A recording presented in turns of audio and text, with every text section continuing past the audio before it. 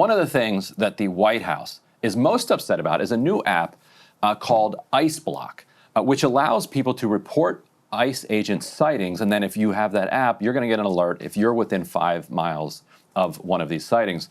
One of the odd consequences of their fury at this app is that they figured out that the wife of the app developer, Carolyn Feinstein, worked for a division of the Department of Justice, and they promptly fired her. So Carolyn Feinstein is joining us now to talk about this saga and this app.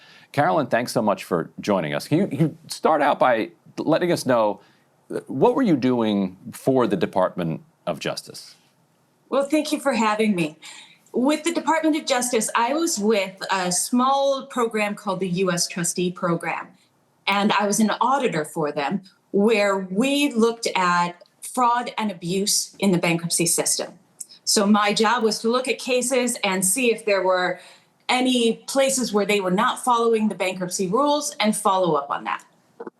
Okay, and so help us understand a little bit the timeline as it pertains to you leaving that job over the last couple of weeks. So your husband develops the IceBlock app.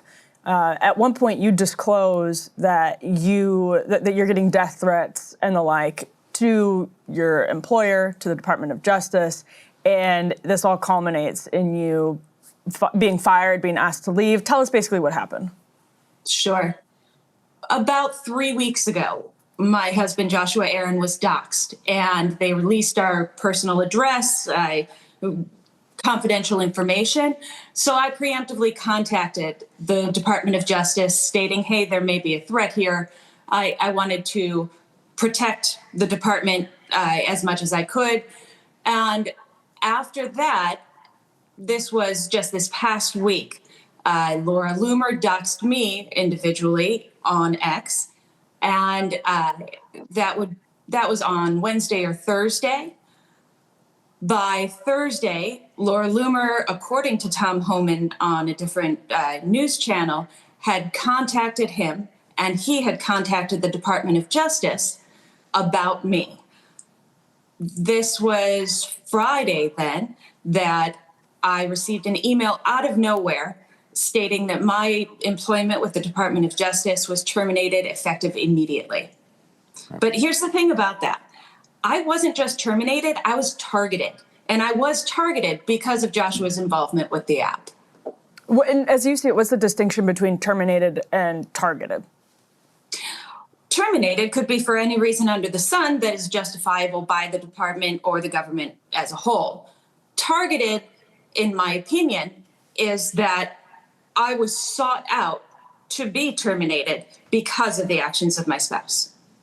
And I think that's probably true. And so let me ask it this way, and I don't want to sound insensitive.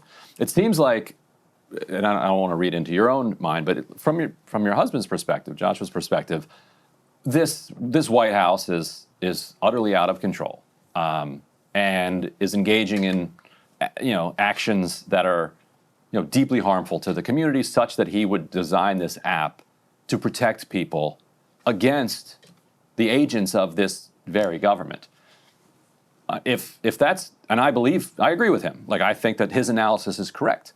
But if that's the analysis, going to that same government and saying, hey, FYI, my husband, did this app, and now we're getting threats. Just wanted to let you know so that you can be aware of my work schedule and perhaps do something to protect me.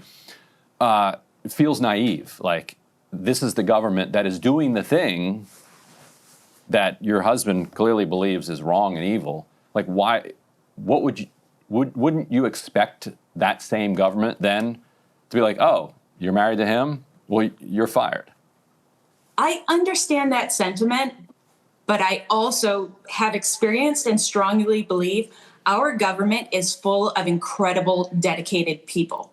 And when I worked for the U.S. Trustee Program, part of our mission describes transparency. We advocate for transparency from debtors, from creditors, from anyone involved. So as a part of that program, I want to practice what I preach. And so that's why I preemptively went to them. I also knew that I could go to that program And as far as I was aware at the time, these statements that I was telling them, they were going to protect me. There may be different factions, different portions of the administration that practice things differently, but the people I've directly encountered within the federal government as a whole have been dedicated, just all around quality people. So no, I wouldn't have expected that from the people I've encountered directly. And you also explained this. I think you have minority shares in the company that holds the IP address for the app. And tell us about, just tell us to what extent you may have had a financial stake in IceBlock, and then what your communication was with the DOJ about that. So this brings up a good point. One thing I'd like to mention is that when I received the termination of employment letter, the reasons in that letter stated lack of candor during an internal inquiry. And that, just in lay terms, is lying via omission or leaving something out. Those reasons differed from the prepared statement the Department of Justice released to the press, which included describing my relationship to the company that you're stating, a minority share. That had been previously disclosed to them. And then it also insinuated that somehow that relationship endangered the lives of ICE officers and threatened law enforcement. So which is it? Why was I fired? Because those are two separate reasons. So yeah, basically what the DOJ is saying publicly is that you didn't, that's what they're alluding to, that you didn't disclose that you had this minority share in the LLC that operates this. So you're saying that you did, and when did you disclose that to them? Right. That I wouldn't be able to cite an exact date. I can just say in the past it has been disclosed. And so, so if they had said, okay, well, you did disclose it, now you actually are a minority shareholder of an app that is intended to disrupt, law enforcement, would that have been a justifiable reason for them to say, all right, you're fired? To begin with, that minority share, by the way, part of my position with the U.S. trustee was to investigate companies, just to make sure everything's on the up and up. And as you're probably familiar, charters, incorporation documents, that's a good 20-second search with the Secretary of State. At any time, in addition to my prior disclosure, they had the ability to check with the state of Texas and pull those documents, say, okay, here's the minority share. That was never concealed. As for equating that to endangering law enforcement, endangering the people that are part of the government that I proudly worked for, I would never put those individuals or those programs in danger, nor did I have the ability to. My work with the U.S. Trustee Department was absolutely separate from anything involving immigration or immigration enforcement. I didn't have access to their files. I didn't have knowledge of their operations. I had no way to be involved in that. And what is, so like your general response, because this is, and you just made this point as well, you said it is insulting to me because I dedicated myself and my career to serving the people of the United States, and now the DOJ is claiming I was attempting to harm some of them, and that's not true. There has been some targeting of ICE agents. So what is your response to the argument that an app like IceBlock and being at least a minority shareholder in the company that holds the IP address, all of that, what is your response to the argument that this does make it easier for anybody who wants to harm an ICE officer to harm an ICE officer? Well, just to reiterate, I am not involved with the IceBlock app, but as a citizen, as someone who, may encounter ICE or other situations, this IceBlock app, as it's stated on their website and in the app, the intent is to inform, not obstruct. Mm-hmm. The other applications that are similar, like Waze, could serve the same function. So the apps themselves do not endanger anyone.